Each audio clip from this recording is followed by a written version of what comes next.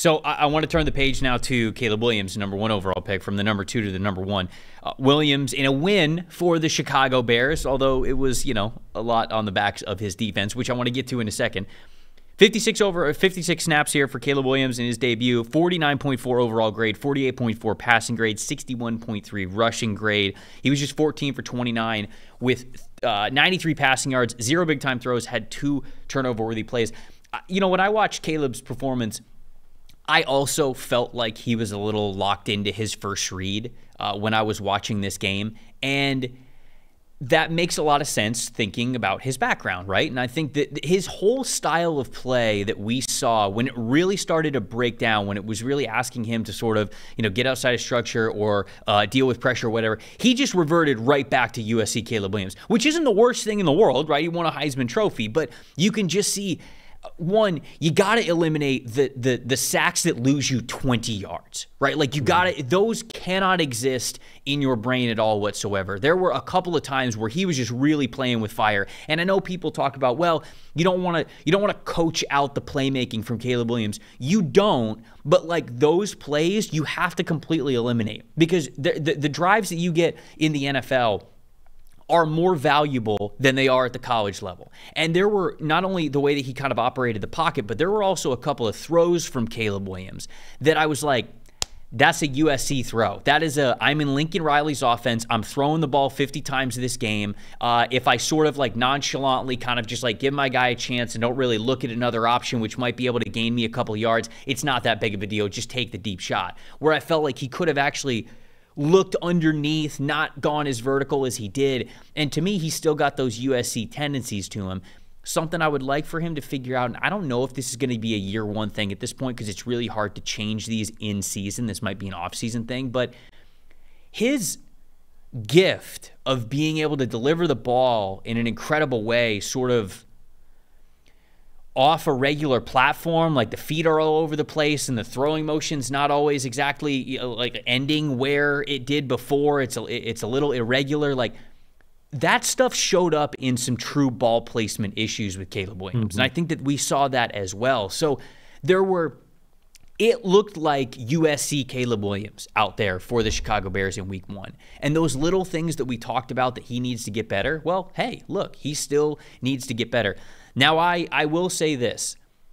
They're doing a pretty good job, I think, putting him in a comfortable situation. They had 12 snaps with an empty backfield, which was the second most in the league from last year. So they're putting him in that familiar situation to really stretch the field horizontally as well as vertically, be able to read a lot of different things. But when you have all of those different options, I think that you got to be able to get to those progressions. It can't just be the guy that you think has the best matchup in the pre-snap. Sometimes you got to be able to move on, even with limited protection there. I know you don't have as much time when you're empty, but being able to kind of understand where the ball needs to go a little bit better, I feel like he could have done a better job there. But ultimately, John, I actually think this was a perfect game for Caleb Williams. Why? Because he wasn't good, and his team won. Because what did we talk about with Caleb Williams throughout the draft process? USC's defense was cheeks. He thought, if I don't score 50 points this game, we're not going to win. And he developed a lot of those tendencies and habits because of that. And he wasn't wrong. Now, week 1, he does not play well. He is not the reason why they win this game. He could have been a reason why they lost the game. And yet, they win because of the defense. And it was a great learning lesson for him. I think it was an ability for him to, after the game, go to his locker room, take a deep breath, and be like, oh, okay, I don't have to be Superman to win in this league. I've got a good enough team around me, which I think was a good thing for Caleb. So I don't know how much of him you caught, but what'd you think of Caleb?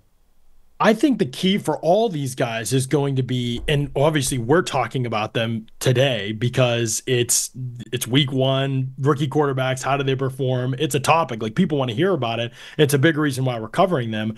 We're explaining what happened within the context of a certain game, but I think what's so interesting is not expecting this to be where these players are developmentally. And one of the fascinating things to watch this season will be how much their offenses change based on what they're showing in the first couple games. Like, oh, this, for Jaden Daniels, for example, like 26% of his pass attempts were beyond the first down marker. That was 28th of 30 teams that played before Monday night. Wow. So like he's barely throwing down the field at all.